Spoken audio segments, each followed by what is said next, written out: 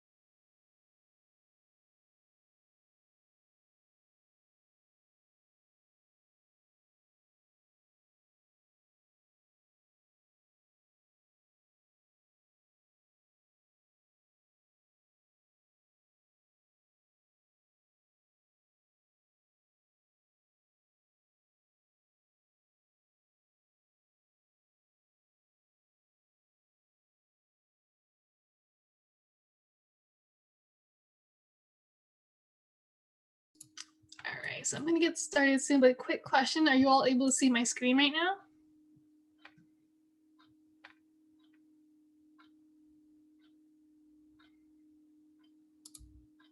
Cool. Alrighty, so it's almost 12:05. Okay, so I'm going to get started as hopefully more people will trickle in. If not, that's okay. So really quick, thank you for joining me today for this info session. So I'm going to go ahead and get started.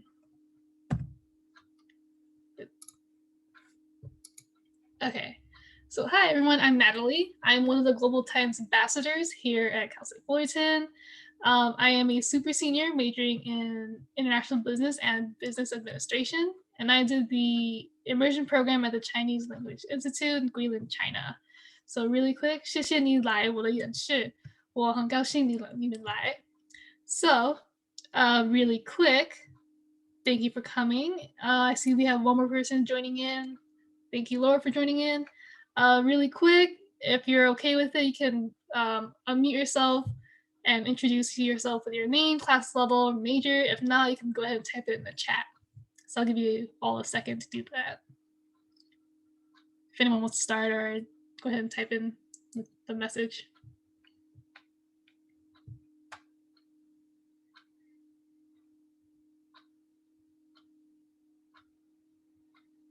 So as you are all writing your intros in the chat, really quick, this, as a reminder, this info session is being recorded.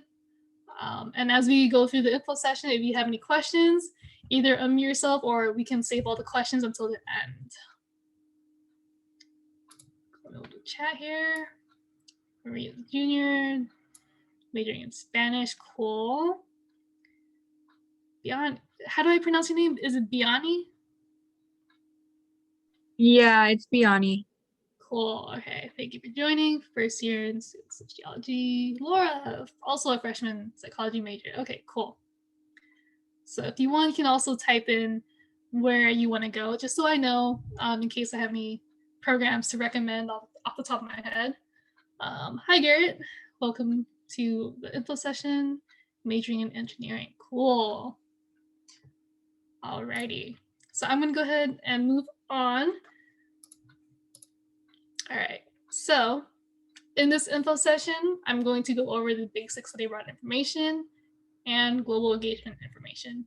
So I'll also be sharing my global science story or my experiences studying abroad. And then if you have any questions, I will be more than happy to answer them.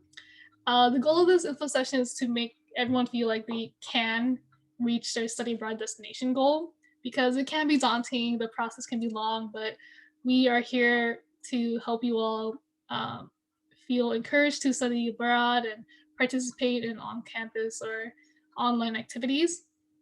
So before I keep going, I want everyone to refer to the handouts in the Dropbox link that you should have received when you signed up for this info session.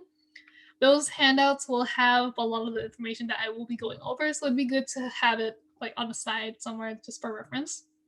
And by the end of this info session, you will be able to learn more about different program options, figure out your next steps, and you'll know who to reach out to for support resources. And then you'll also learn more about campus global engagement activities. All right, so going into more of the contact info for the Study Abroad and Global Engagement Office, or SAGE.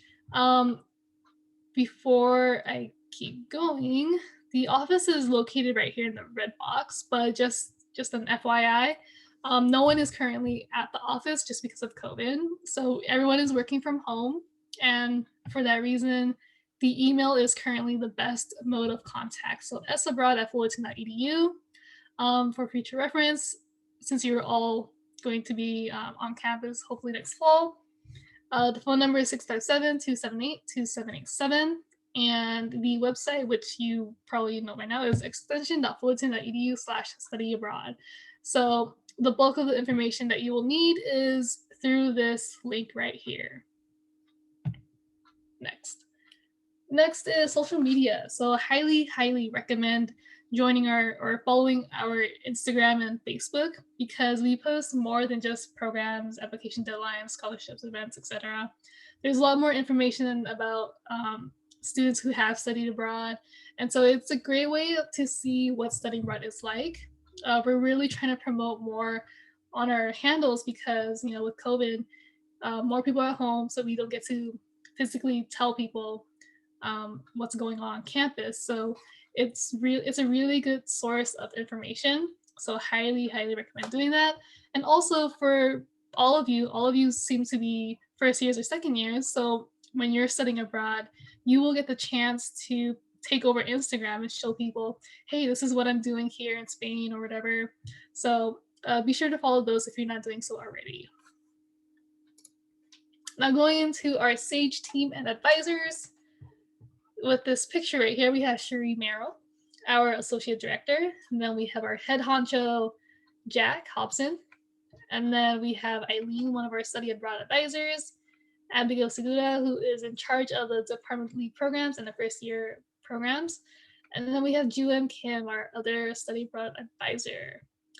So for Garrett, my engineering guy, Juem is going to be your study abroad advisor.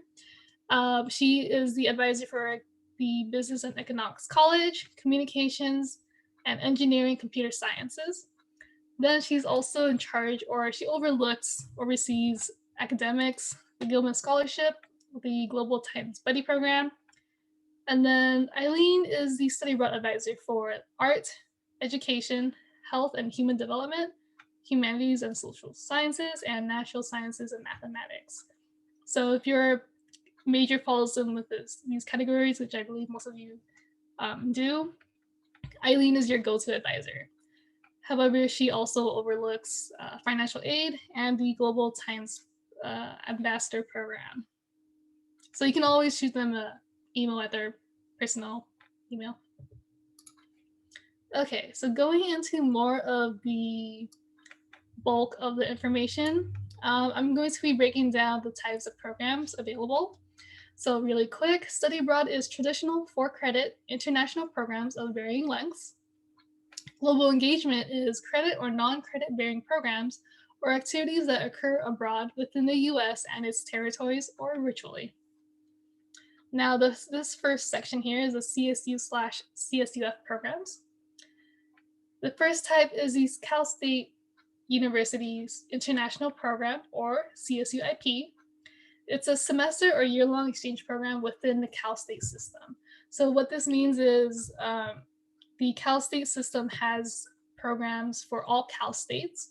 So if you're planning to go to Spain, you will be applying and competing against students from other Cal States, such as Cal State Long Beach, Cal State Dominguez Hills, etc. And when and if you get accepted, you'll be traveling with them too. So it's not like you're completely alone. And then next is the CSUF Reciprocal Exchange. This is a semester or a year-long exchange program with a CSUF partner university. So this is where you get to choose, let's say you want to go to South Korea, you will go there and then they will send a student here. And then the next type is the CSUF Department, which is one of the more flexible programs for students. just because it's a short-term program. And it's also led by CSUF department and faculty. So you are basically traveling as a class, and it's really cool because you're taking a course in like 2 weeks or 1 week, depending, and you're with your classmates, and it's as if you're taking psychology 300 or something at Cal State Fullerton, but you're actually in France, right? And so it's a really flexible program because students, one of the biggest challenges for students is, maybe a semester is too long. So we want to give students, flexibility, shorter programs where they can still work and, maybe take care of their families. The next type of program is also a flexible program. It's the Co-Curricular / non-credit bearing program. This is a week-long service learning program or research experience with Cal State Fullerton. So you're traveling with Cal State Fullerton students and advisors or professors, and you are doing more hands-on experiences where you could be in the Dominican Republic, helping the community build a park or like a playground. And so going into more of the logistics, for CSU / CSUF programs, you will be paying CSUF tuition and fees. So for CSU IP and CSUF Reciprocal Exchange, it's the same tuition cost. So if you're a full-time student, that will be the same, $3,000, right? So it's the same cost. There's nothing different. But then that doesn't include the housing and etc. Next point is units. When you do a CSU / CSUF program, you can earn resident units. And we say can earn instead of will earn because you still have to get your classes approved, and you have to make sure that your classes will transfer over and cover, whichever parts of the TA that you have left. So before you even go abroad, it's highly recommended to get your classes approved by your advisor, your departments, because not everything will transfer through if you don't get it approved right away. Next is you can use your state and federal financial aid for costs. So your state costs or your state aid include your Cal grants, any other grants. Your federal financial aid includes your Pell grants, any loans, etc. And just a little quick point over here. For financial aid, no one is technically getting financial aid for winter programs, or winter session or summer session. So if you want to do a short-term program like during the winter or summer, you can use whatever financial aid you have left over from the semester and budget it towards that. So really the key here is budget your aid for your short-term program so you don't have to worry about working more or whatever. Now going into the non-CSUF programs, which is what I did. I did the non-CSUF direct enroll. It's a short-term semester or year-long program with an unaffiliated international institution. So what this means is there's no relation to Cal State Fullerton. I basically went to, I went on Google, found whatever university I liked or fit my needs, and that's the one I enrolled directly with them as if I was their student. Next is the non-CSUF provider, also short-term semester or year-long program with a company or organization. So during this expo, there were a bunch of different sessions where they had non-CSUF providers. Those are basically third parties who have their own costs, their own programs, their own locations that they go to. So it's all their own. So you're not going to be paying Cal State Fullerton's fees. You're going to be paying the host program tuition and fees. So it's whatever they have in their, catalog. That's the cost you're going to be paying, but you don't have to pay anything to Cal State Fullerton because you're technically not going to be studying at Cal State Fullerton. And then with these non-CSUF programs, you can earn transfer credits. These transfer credits are as if you transferred from a community college. So on your TDA or your transcripts, they're going to show up as transfer credits instead of resident units. And then for financial aid for non-CSUF programs, you may only use federal financial aid, so meaning your Pell Grants, your federal loans, and same, tip applies for short-term programs. Use whatever is left over that you receive from the semester's financial aid. So if you still have more questions, drop it in the chat, or you can refer to our general programs flyer in the Dropbox link. All right. Now going into virtual programs, at first it might seem like, a strange idea just because you don't get to be physically in the country. However, this is a very new experience that's also very worthwhile because you can still show up and do the work and still learn and grow as a professional. With COVID-19, it's really excelled companies to find different ways to be involved and engaged with their employees. And a lot of universities and third-party providers right now are doing virtual programs, and I'm actually doing one right now. I'm working for a Singaporean country, and they are 16 hours ahead. So I'm working virtually here at home in Los Angeles for a Singaporean company that's 16 hours ahead. So even though I'm not physically there, I'm still learning so much, and it's not for everyone. It really depends on what you're looking for, but I wouldn't say, completely dismiss virtual programs because things can happen. My plans got derailed, but I still wanted that global engagement, and that's what I'm doing right now with this virtual program. And so if you would like to see a list, it's also in the Global Time program portal, which I will go through later. All right. So I see that someone sent something in chat. I'll check it towards the end if that's okay. How to apply. So no matter what program you choose, you must always apply, you always have to submit an application through Global Times program portal. So for CSUIP, you apply first online with CSUF and CSUIP at the same time. Once you're accepted, you will apply with their exchange universities. Now CSUF Reciprocal Exchange has two. First you apply with CSUF, then you apply with the exchange university after you're accepted from CSUF. Then for CSUF Department and Co-Curricular programs, you usually apply online with CSUF. It's as if you're rolling in the class sometimes. And applications can vary by department.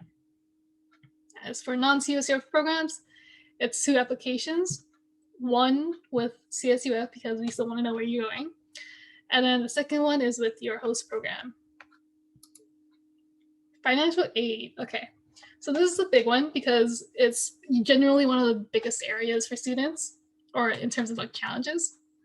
So right away, first tip is to visit this school's financial aid office for more info because not that studying abroad will change your package, but you could find different ways for funding your program, maybe asking, okay, well, are there any scholarships available, etc.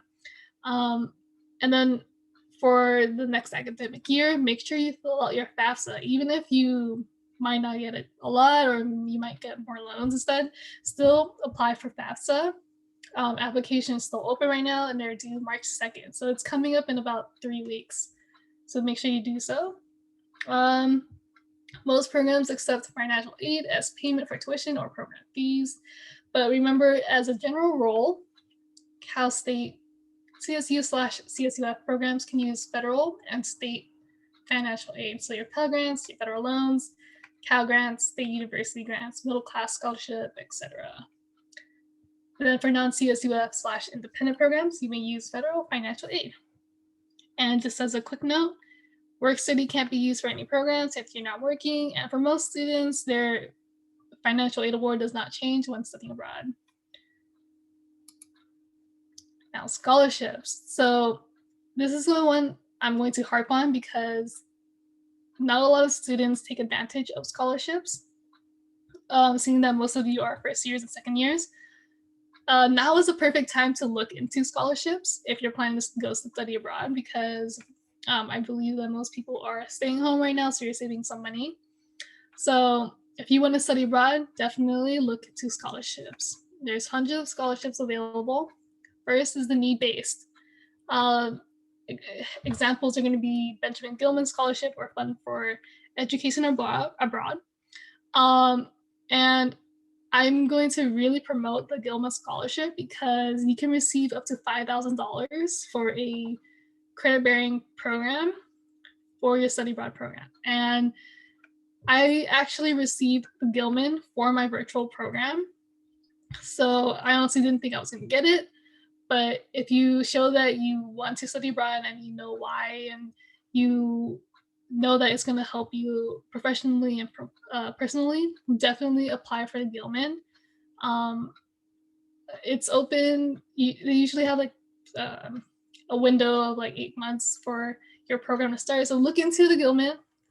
If you're not planning to study abroad anytime soon, look into the Gilman, the Fund for Education Abroad. So if you have any questions or if you have any questions about the Gilman, let me know. I will let you know that for the Gilman, you do have to be a Pell Grant recipient. So just a little quick note about that. The next type of scholarships is the college/department-based programs. An example is the Maxwell International Travel Scholarship or HSL Scholarship. So these are, scholarships for your college or department. Next is the location-based scholarship. So if you're going to Japan, there's a bridging scholarship, or if you're going to Germany, there's a DAAD. It really depends on where you're going. So if you just look up, scholarships for study abroad programs in South Korea, something will show up. Next is a program-based scholarship.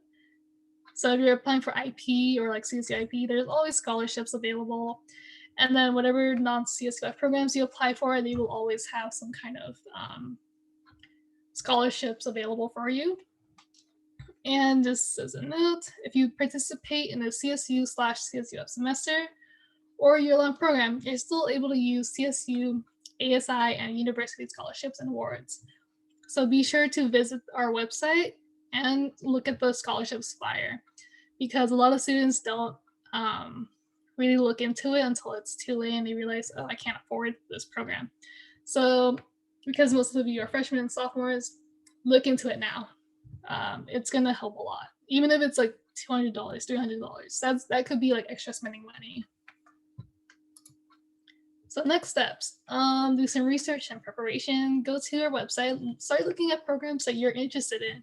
If you want to go to South Korea, if you want to go to France, start looking into their courses. Look at what courses they have. That's a big one. Look at the courses they have. Look at your own TDA and look at what courses you have to take still, because this is kind of where you can play around, mix and match your courses. Since all of you are still freshmen and sophomores, you still have a lot of time to kind of plan your routes and kind of plan which classes you want to take here, which classes you want to save for there. One tip I do have for looking at courses is do have a balance, if you can, have a balance of GEs and your major courses, because let's be real, no one wants to take extremely difficult upper division courses abroad, because that'll just ruin your study abroad experience. You're going to be spending too much time studying. So do have some kind of balance.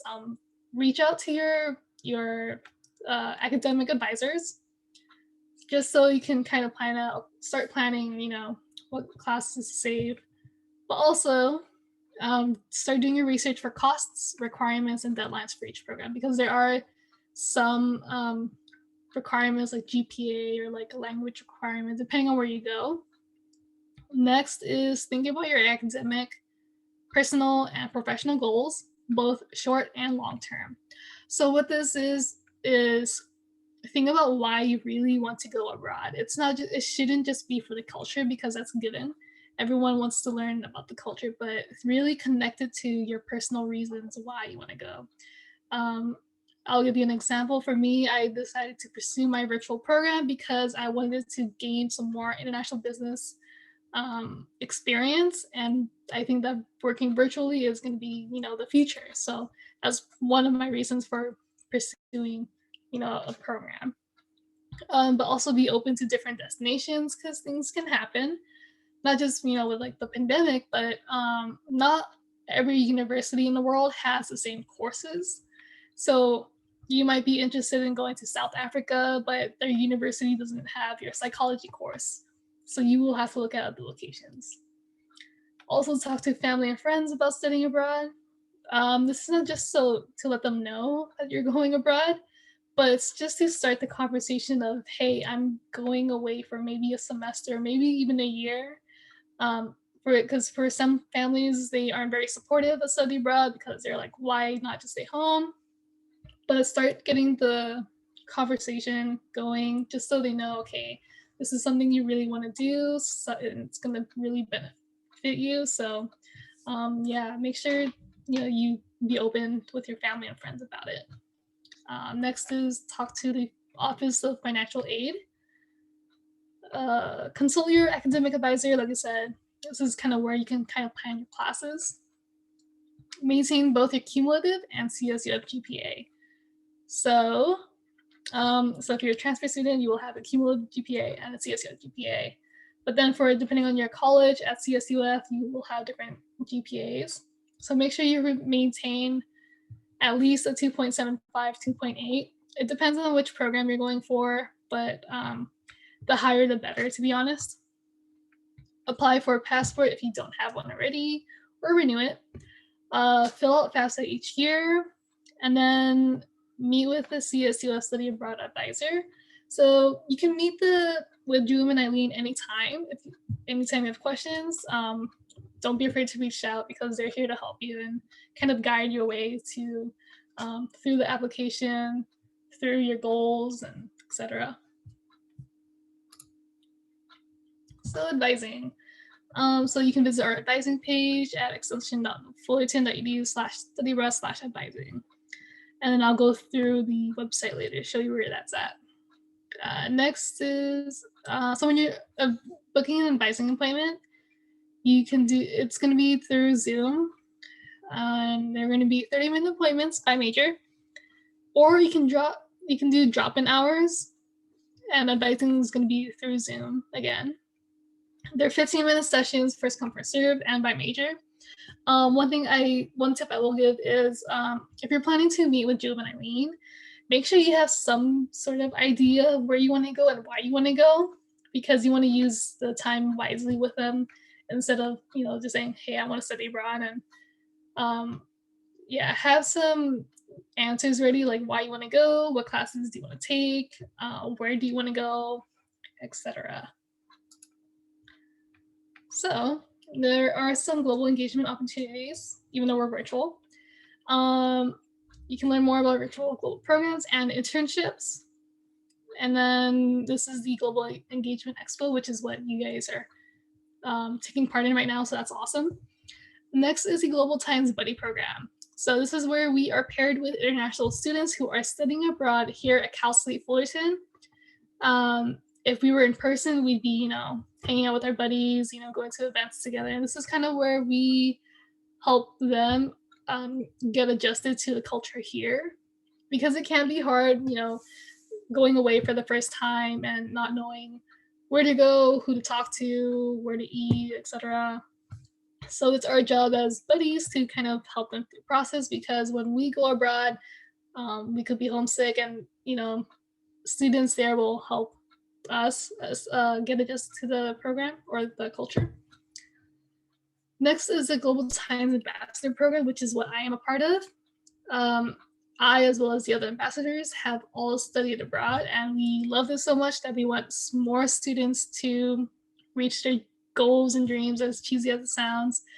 We really want to help students understand how to plan, how to, think of why they want to go. So if you have any questions, just drop it. Phi Beta Delta is an international honor society for study abroad, I believe. And even if you don't get to study abroad during your undergrad, there are postgraduate opportunities, such as Peace Corps, the JET program, which is the English teaching program in Japan, graduate degrees abroad, and etc. So be sure to check out their website for more opportunities. So now we're going to go into the demo. I'm going to show you our website. You should be able to see my screen. If not, let me go to this. Okay, so now you should be able to see the website, I believe. Right, yeah. Okay, so if you don't see it, let me know.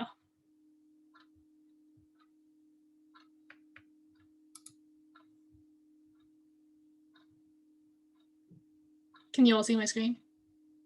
Or the website? Okay, cool. Thank you. And beyond I will get to the question in the end. So this is what our website looks like. I'm pretty sure you kind of know what it looks like because you apply or joined in on this info session. But we're gonna go through. So this is where you would go for advising. Scroll down. So here's our two advisors. So Julian's times is from here 8 to 9:30. And then Eileen's is 8:30 to 10. Those drop-in hours.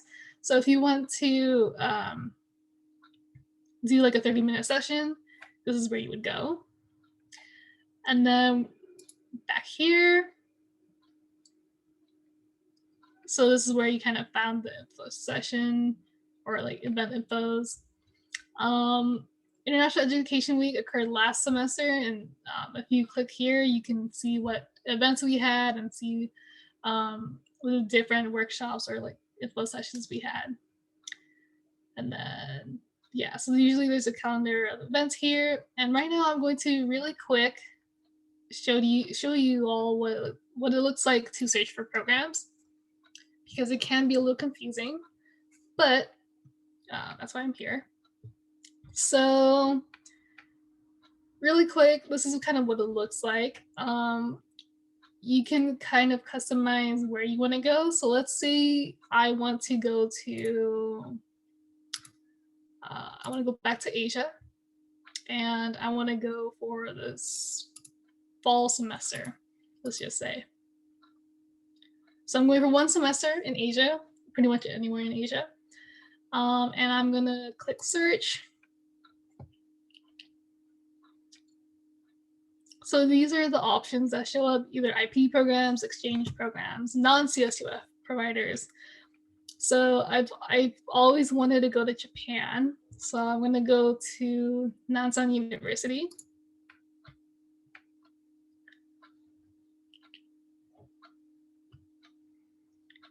So this is, for most of the program pages, this is what it's going to look like. So it'll show you the school, and then here's an overview. Always pay attention to dates and deadlines. So if I'm trying to go for this fall, my deadline would be the 14th. Or if I'm planning to go to Japan for spring 2022, my deadline would be in September. So each page is different, but generally they have information about like your housing options, area of study, language prerequisites. So here's a quick note. So as I mentioned, some places have GPA requirements. So here, this is 3.0. So that's probably the highest most programs will have. Yeah, and they usually have that. And then going to academics, like I said, look at the different courses. So here, this is where they will have a list of classes that previous students have taken, or sometimes they'll even provide a link where you can be transferred over to the actual university's catalog. So that's kind of what it looks like. It's a little overwhelming at first, but start looking at it now just so you get adjusted to what's available and what you want to see. All right, so I'm going to go back to the info session PowerPoint. All right, so going to, what time is it? Okay, so I'm still doing good on time. I'm going to tell you all about my experience going abroad. So like I said, I did an immersion program This is a language learning program because, to be honest, I wanted a break as a business student. And just to be transparent, I'm a seventh year, and I can talk more about that if you want. But I did a non-CSUF program because Cal State Fullerton didn't have any programs that I wanted. Like I said, I didn't want business classes, so I found this university on my own, and they just did all language learning. I was there for 5 months from spring 2018. The place I was in was called Guilin, China. It's southern part of China, so it's not as big or known as Shanghai or Beijing. And I did 20 hours of Chinese in one-on-one classes, breaking down to grammar, speaking, and writing. And the craziest part about this program was I went all by myself. I had no Cal State Fullerton students or advisors with me. I hopped on the plane alone for the first time, showed up in China alone for the first time. So it was a very scary experience at first, but it was probably the best time of my life. I lived on the fifth floor of the school because it's just one building. So I would literally just wake up 15 minutes before class, get ready, walk a few flights downstairs, start my day. And the cool part is everything was so close to the university where I just was able to walk so much. And then for the first time in years, I was able to bike around the city, which I don't do here because I live near Los Angeles. So we usually get around by car. I also rode the public transportation system. And so ironically, I thought I would gain weight because I love to eat. But because of the walking and biking, I actually lost weight. So that was pretty cool. Right away, though, when I first got to China or Guilin, one thing I noticed right away was the weather. So I've been born and raised in Southern California, so it's nice and sunny here. Even if it's cold, it's not super cold.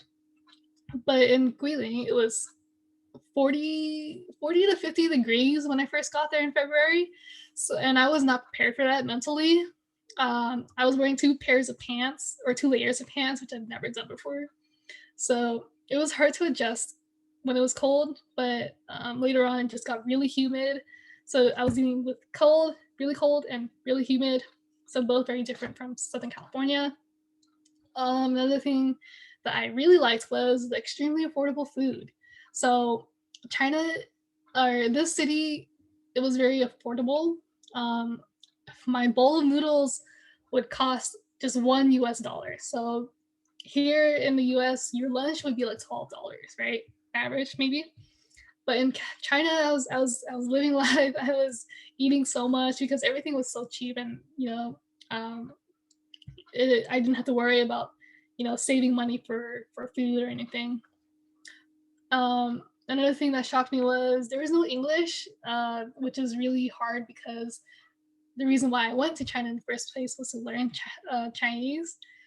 So I went basically knowing absolute zero, nearly zero Mandarin. And then what I noticed was a lot of people had QR codes. I think back in 2018, QR codes weren't as popular yet here in America. So when I was in China, it was everywhere. Even the people who were selling fruit on the side of the street had QR codes. So that was pretty interesting. Overall, I enjoyed learning about Chinese and other cultures, about Chinese cultures and other cultures. So like for example, this guy here, he's actually from Australia. Uh, so this university, you can choose when you want to go and how long you want to go for. So I was there for 5 months. My friend here is from Australia, and he arrived maybe 2 months after me, and he was only there for 2 months. So it's really interesting because you get to learn about not just Chinese culture, but you're learning about different cultures all in one place. So that's what I really liked. I was able to redefine myself. In other words, I was really able to understand kind of what my passion is, which is learning about different cultures, um, being empathetic towards people, learning languages, and just being able to experience different parts of the world. So I forced myself, or I tried my best to absorb every experience, whether it was good or bad, whether it was walking down the street or whatever. Did lots of eating because, like I said, I love to eat a lot. and went on many adventures. Really quick, these are my 3 teachers that taught me from the beginning all the way to the end. I spent 5 months with them, and they were able to get me from zero Mandarin to conversation level Mandarin. And this university, I would recommend this university because it offers flexibility. It's a unique city and culture. You're gonna meet people from everywhere, and you're gonna learn more about yourself because this isn't an affiliated program. You're going to, you're basically traveling by yourself, and there's so much freedom when you're doing this. When you're enrolled at this university, you can go to the gym, you could stay in your room study, or you can do different activities. It's all kind of what you make the experience of. And just a little fun fact, if you ever look up the $20 bill for Chinese money, the landscape you'll see on the bill is a bunch of mountains, and this is what the mountains are from. It's the Li River, and one of my field trips, we were able to go down the river and see all the mountains that were featured on the dollar. And this is my cup from the school. They make a cup for each person, and it has my Chinese name that my grandma gave to me because I'm part Chinese. So it has my name, and it has the school logo and the mountains. So I still have this cup, and it means a lot to me because it's kind of a reminder of my experiences. So going to the budgeting, this part, budgeting was really difficult for me at first because this was my biggest challenge at the time. I had to budget for the first time and all by myself. However, one less of a stress was I had I was fortunate enough to receive funding from the Veterans Affairs Office because my dad is a veteran. So I was receiving housing allowances that I made sure to save all for this program because I also didn't want to work too often and have my academics be affected. So I received benefits, I worked part-time, and then I also saved money. So if I didn't need to go out, I didn't. If I didn't need to buy those new pairs of shoes, whatever, I didn't. However, like I mentioned earlier, I wish I looked at scholarships or looked for scholarships because they would have helped so much. It would have been less of a worry, and I would have had more money to spend or more money back home when I came back. So I created a little budget sheet. It's not exact. So I was there for 5 months, and the way I planned it was I separated it into pre-departure expenses that I knew I would be spending for sure, and then I also had necessary expenses, things that I knew I would be spending on while I was in China. So my tuition for 5 months, including room and board, was $10,000 and $400. Plane ticket to and from, about $1,000. My visa was $140, and miscellaneous, including clothes and toiletries, was $200. I included this because I had to factor in the weather. Here in California, I'm wearing shorts in 60-degree weather. However, I couldn't do that in China, so I needed, thicker coats, thicker pants, thicker shoes, whatever. So roughly, before being in China, before being in China, this is what I was looking at so far, about 12,000. Now, going to the necessary expenses, food, trips, activities, miscellaneous, these are the things I knew I was going to be spending money on, but I also didn't want to limit myself from, enjoying the culture, enjoying the experiences. So I gave myself a range. Oh, and really quick, I included the exchange rate. So roughly 1 USD equals 6 RMB, or I think right now it's 7. So the dollar is stronger here, or it's stronger in China. So that means you get a lot more in China than what you get here. So for food, these are my ranges, and so my estimated budget for spending throughout all 5 months is $950 to $1,500. It might sound a lot or a little, but it depends on the exchange rate. So by the end of my trip, after coming back home, I did more calculations of how much I actually spent. So on trips and activities with the school or my friends, it was 400. Food, I spent the most on food, not surprising. 550 miscellaneous gifts and clothes and souvenirs. Um, Everything amounted to about roughly 1100. And so my program total was about 12,840, but I'm just going to round it up for, convenience. So roughly for 5 months, I spent 13,000. So this included all my food, my tuition, my living situation, my plane ticket, um, all the weekend activities or trips. So that's 5 months. So this is, oops, sorry, go back. So it really depends on your program. I could have spent less, I could have spent more, but it really depends on your experience. If I had gone on more trips, like weekend trips to other provinces, then I definitely would have spent more. But I didn't explore as many places. So check on time. All right, we're good.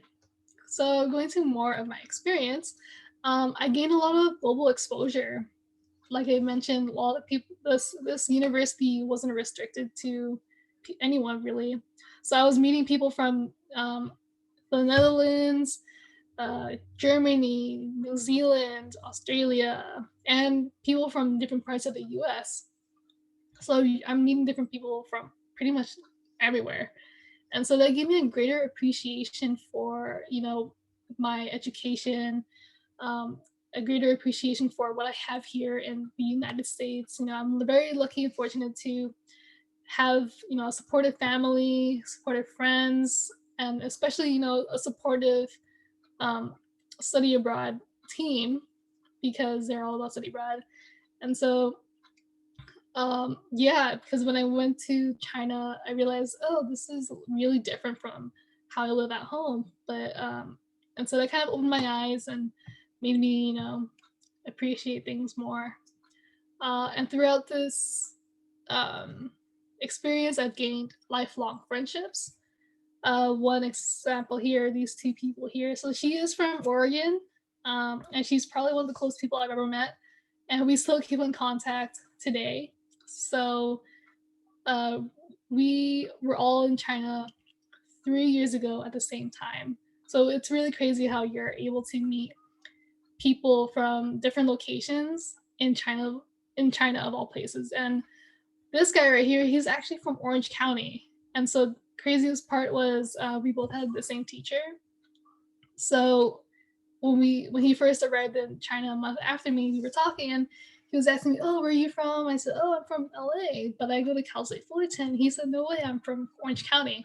And so it's really funny because we're both familiar with Orange County and LA, yet we met in China and we're still friends here. So it's experiences like that that made this whole thing, one of my favorites, or probably my favorite so far. And throughout this experience, I've also become less materialistic. Uh, I was able to survive without uh, 4G internet, 4G data. I didn't have a VPN, so I had no Netflix or YouTube or Instagram for like 5 months. So it was kind of a blessing in disguise because it made me open my eyes to more. It made me live in the moment instead of living in my phone. And in terms of my skills that I've gained, I improved my Chinese abilities greatly. Like I said, I started from basically zero to being able to speak, with the locals who have a heavier accent. So I was actually able to speak with them, and that made me really happy. And after coming back, I realized this experience opened so much more learning and professional opportunities, not just with Chinese, but just the fact that I was able to travel alone for the first time, be exposed to different cultures and different dialects and languages.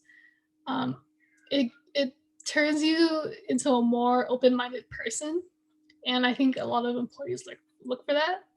And then with the way I, studied and progressed in the program, it gave me a sense of accomplishment because I didn't think I was going to be able to survive.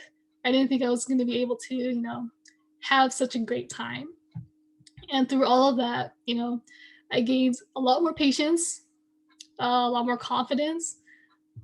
Like if you asked me to do an info session, 3 or 4 years ago, I wouldn't be able to. I'd be freezing, I'd be stuttering or like being really nervous. But this study abroad experience pushed me out of my comfort zone. And one of my favorite tips or sayings is be comfortable with the uncomfortable because you learn so much more. And because I was exposed to different cultures and new ideas and thinkings, it made me more mature and open-minded. It was a huge reminder to me because it goes to show you that no matter where you're from, people are going to be different. People have different ideas, and the best way to navigate that is to be open-minded and just be kind to one another. And in terms of like self-individualism and identity, I'm part Chinese American, so I kind of had like a existential crisis where I was like, who am I? What am I really Chinese? Because I did get a lot of judgment for not being able to speak Mandarin, but I grew up learning Cantonese. So it was a lot of confusion at first when I got there. But by the end, I realized, this is who I am, and I'm very proud of it. Now, in terms of professional skills, I gained a lot of, I was able to adapt to, this new environment. My time management skills, improved greatly because I was able to separate time and between, studying and going out and hanging out with my friends. Like I said, I gained more intercultural communication skills. So this is where you're learning more about different cultures, but also learning how to navigate the unknown. So you're learning to navigate, meeting strangers of different cultures. And all of that really leads to awareness, being aware of your surroundings, your different ideas and cultures, and how you want to approach people. And so even though I talked about how great of an experience I had, there were some challenges. The biggest one was homesickness. Like I said, this is my first time being alone, traveling alone, away from family. So I miss my family so much because we were very close knit, and they're literally my neighbors, so very close. So it was very different being away from everyone. So it really made me depressed in the beginning. And then I also had food poisoning, and then I faced judgments and stereotypes. People thought just because I was from Los Angeles, they thought I was stuck up or snobby, or because I guess that's the perception they get from other people they knew from Los Angeles. But my friend was like, you're actually not that bad. I'm like, yeah, I'm not. So, and then there's that language barrier I mentioned. I didn't get to, it was a struggle at first, with homesickness and the language barrier. However, I overcame all of that by talking to my dad a lot. He reminded me, think about why you're there. Think about why you wanted to go in the first place. You're doing this for a reason. You're not just there just to be there. You're there to, learn Mandarin, learn about the culture, and do it for the family, etc. And so the biggest key was focusing on my why. Why do I want to learn Chinese? Why did I come to this place of all places? And so I really gave myself a lot of time to reflect because it forced me to think about, okay, why am I feeling this way? Why am I not progressing? And so, yeah. And then my goal being back now is to continue being open-minded, ask questions, keep learning. My personal goal is to remember facts about everyone I meet on campus. So, it could be as little as this person wants to go to, Spain or something. And in terms of my lifelong goals, I want to become fluent in Chinese for professional and personal reasons. work internationally in supply chain operations. That's exactly what I'm doing right now. And then learn more languages and travel more. So really quick, in this picture, this is when I went on a weekend trip to Chengdu or Sichuan. They're known for the really spicy hot pots. That's what we're eating. And that's me with a huge boba because I love boba, and in China it was very affordable. So you bet I enjoyed it. And yeah, so do you have any questions for me? Actually, let me check the chat. Cool. So I'm gonna answer Maria's question first, just because it's more straightforward. Is the program going to be open starting the fall semester or summer 2021? So as of right now, summer 2021 is not available because it's a little too close to everything that's going on. So as of right now, the earliest is fall semester. But just to give you a little heads up, it's still not 100% sure that it's going to happen. Yes, applications are open right now, but things can still change because it really depends on the COVID situation. So yeah, so applications are open. You can still apply right now, but I mean, I think it would be too close personally. So I would recommend, spring 2022. And going to Biani's question, am I enjoying the experience? I'm assuming that was for the virtual program. Cool. Yeah, I am enjoying the experience. It was a really big challenge in the beginning, just because the time difference. And so, however, going through the program, my supervisor, my boss, he's really cool, and what I really liked about him is he's such a great mentor. And so for me, I'm kind of in this weird transitioning stage where I'm about to graduate this semester. So I really look for mentorship experiences, hands-on experiences. So right now, even though I'm in Los Angeles, I'm working for a Singaporean company that's 16 hours ahead of time. And I'm working on like 3 different projects where I'm basically launching a product for the company from here. So it's hard, and but I love it so much just because it's a glimpse into what I want to do in the future. Like for example, last night I slept at 4 a.m. because I was working on different things, and I had a call at like 1:30 or like 2 a.m. So it's really subjective. I love it. I'm not sure other people would, but it gives you a different set of challenges where you can really gain a lot of skills from it.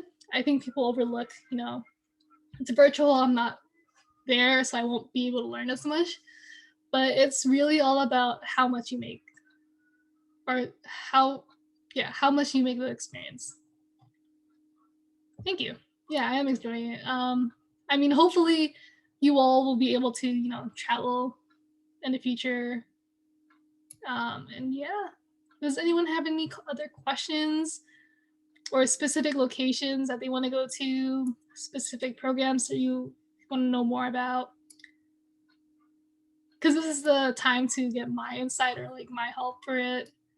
I can also drop my email if you are interested.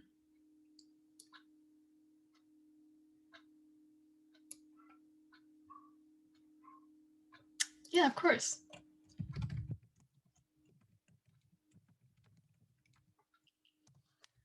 And I don't know if I believe there is one person who received benefits or not, but if any of you are receiving the benefits from the Veterans Affairs Office from campus or like the VA, do let me know, because I can explain more about the benefits and how you can utilize them for your study abroad programs. So if no one has any questions, you are free to go. I'm going to stick around for a bit if you have any other questions. So yeah. Thank you. Thank you, thank you.